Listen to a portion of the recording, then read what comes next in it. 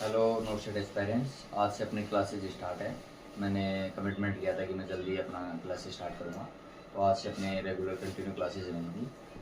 आप मतलब जैसे मैं मेरे हिसाब से टॉपिक पढ़ाते रहूँगा। आपको जैसे कोई टॉपिक ऐसे लगे कि सर मेरे समझ में नहीं आ रहा, तो आप अपना कमेंट कर सकते हैं। उसके बाद मैं उस टॉपिक पर क्लासेज ले लूँगा। आज अपन बात करते हैं एसिडोसिस एंड एल्कलोसिस।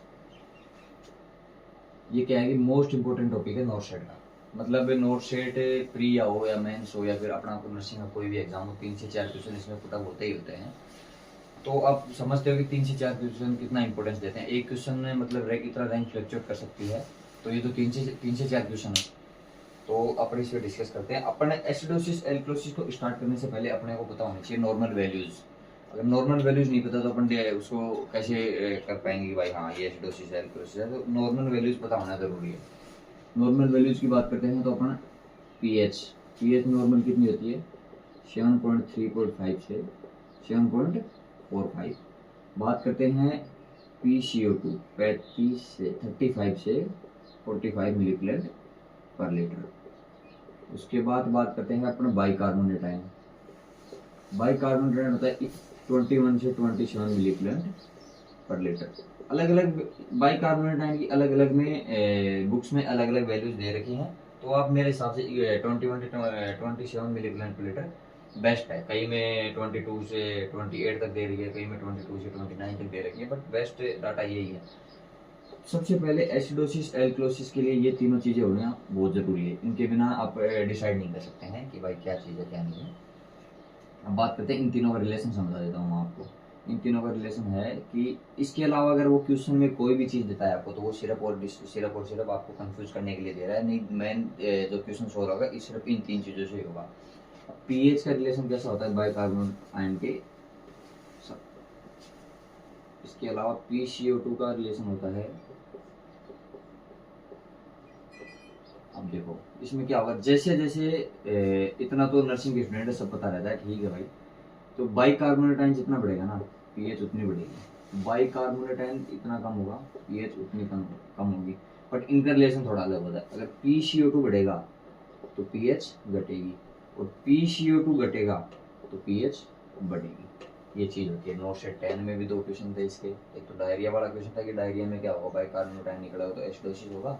और एक क्वेश्चन था कि पीएच कम एसिडोसिस में मतलब पीएच और बाइकार्बोनेट आयन पे क्या इफेक्ट होगा, दोनों चीज़ कम होगी। तो ये रिलेशन होता है इनका। अब इसमें एक चीज़ और भी होती है, कंपनसिनेटेड, अनकंपनसिनेटेड, पार्शियल कंपनसिनेटेड, ये चीज़ें और भी होती हैं। तो ये चीज़ें अपन थोड़ा डिस्कस करेंगे।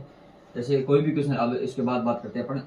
मेन तो चीज़ यही है कि मेन ये तीनों चीज़ें ध्यान रहेगी ना, तो आप आराम से इजीली क्वेश्चन सोल्व कर सकते हैं। लेकिन आजकल डायरेक्ट नहीं पूछता ना, वो डायरेक्ट तो चलो ठीक है इस बार पूछ लिया, लेकिन डायरेक्ट वो पूछता नहीं है। डायरेक्ट हमेशा वो घुमा के चीज़ों को पूछता है कि भाई कंपनसिनेटेड है या अनकंपनसिनेटेड है। इस बार भी था फुल्ली कंपनसेटेड रेस्पिरेटरी एसिडोसिस दे रखा था, उसने डाटा दे रखा था।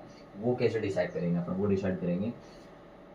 जैसे मान लो नॉर्मल कंपनसेटेड की बात करते हैं अपन, फुल्ली कंपनसेटेड की बात कर लेते हैं पहले। फुल्ली कंपनसेटेड जैसे पीएच की वैल्यू नॉर्मल ये दे रखी है, ठीक है।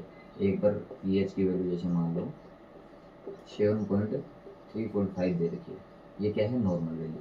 बात करते हैं बाइकार्बोनेट आयन की। बाइकार्बोनेट आयन की वैल्यू दे रखी है, जैसे अपने कंपनसेटेड कब होगा, ये है मतलब एसिडोसिस में होगा, ठीक है। तो बाइकार्बोनेट आयन की अपन को वैल्यू दे रखी है 30। बात करते हैं PCO2, इसकी वैल्यू दे रखी है अपन को, जैसे नॉर्मल 35 तो 45 होती है, तो इसकी वैल्यू दे रखी है अपन को 60। ये है फुल्ली कंपनसेटेड। आप पूछोगे ये कैसे होता है फुल्ली कंपनसेटेड।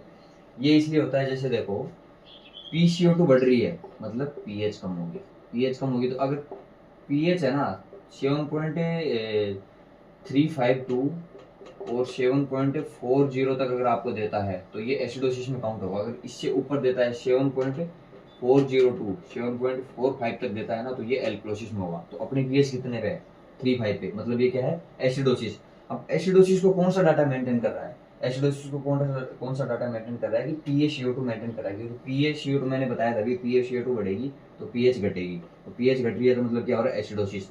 इसको कंपनसेटेड करने के लिए क्या बढ़ रहा है बाइकार्बोनेट आयन, तो इसकी नॉर्मल वैल्यू 27 होती है, तो ये बढ़ रहा है तो क्या होगा ये फुल्ली कंपनसेटेड। आप एक बार में नहीं समझ में आएगा ना, तो आप एक बार क्लास को रिपीट करके देखना। मैं फिर से बताता हूँ आपको। पीएच दे रखी है, अगर पीएच 7.35 से 40 के बीच में है ना, 7.345 से 7.35 से 7.40 के बीच में अगर पीएच है तो मतलब वो एसिडोसिस है। अब आप देखना है कि बाइकार्बोनेट उसको मेंटेन कर रहा है या फिर पीएचसीओ2 उसको डिटेक्ट कर रहा है। मतलब अगर आप देखो, ये तो उसको डिटेक्ट कर ही नहीं रहा ना, क्योंकि अगर बाइकार्बोनेट बढ़ेगा तो क्या होगा, पीएच बढ़ेगा, पीएच बढ़ेगा तो क्या होगा, एल्क्लोसिस होगा। ये तो हो ही नहीं रहा ना, तो ये तो वैसे ही होगा कि भाई ये तो हो ही नहीं सकता। पीएचसीओ2 बढ़ रहा है, पीएचसीओ2 60 हो गया, तो अगर मैंने बताया था पीएचसीओ2 बढ़ता है तो क्या होता है, पीएच घटता है। तो आप देख लो एसिडोसिस है, एसिडोसिस को कंपनसेट करने के लिए क्या हो रहा था, बाइकार्बोनेट बढ़ रहा है, तो मतलब ये क्या होगा, फुल्ली कंपनसेटेड एसिड, ये फुल्ली कंपनसेटेड रेस्पिरेटरी एसिडोसिस हो गया। ठीक है, अभी बात करते हैं अपन पार्शियली कंपनसेटेड की। इन चीज़ों को देखना, अगर एक बार समझ में नहीं आए तो क्लास को रिपीट करके देख लेना, आराम से इजीली समझ में आएगी। एक बार थोड़ा फुल्ली कंसंट्रेशन से क्लास को देखना, श्योर समझ में आएगी। अब बात करते हैं पार्शियली कंपनसेटेड की, कि पार्शियली कंपनसेटेड कैसे डिटेक्ट करेंगे अपन।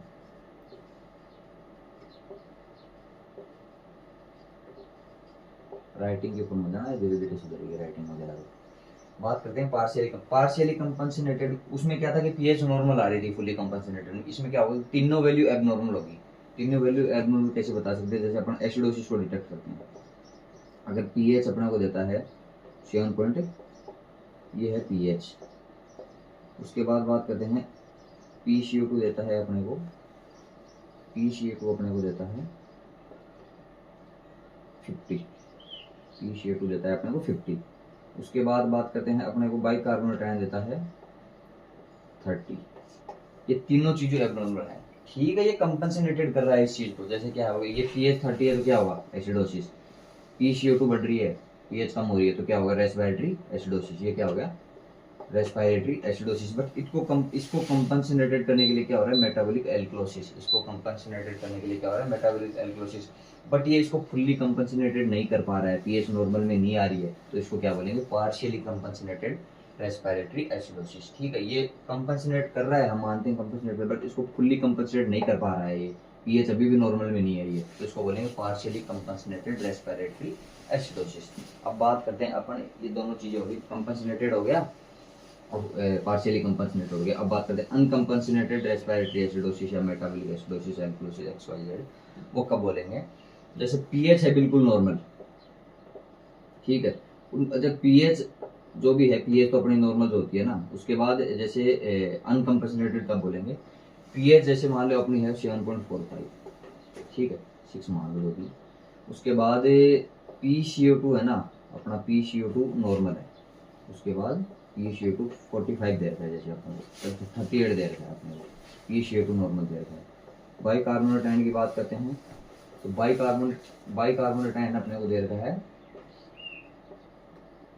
32।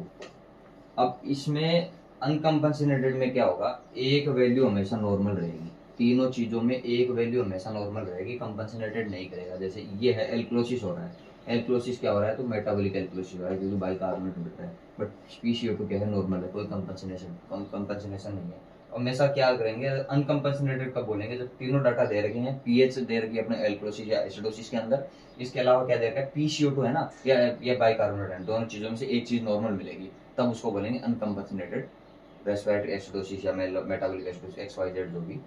इसमें से कंफर्म याद रखना कि एक वैल्यू हमेशा नॉर्मल मिलेगी, कोई कंपनसेशन नहीं होगा, चाहे वो पीसीओ2 नॉर्मल मिल सकती है, चाहे आप लोगों को बाइकार्बोनेट आयन नॉर्मल मिल सकता है, एक वैल्यू हमेशा नॉर्मल मिलेगी और पीएच का फ्लक्चुएशन मिलेगा।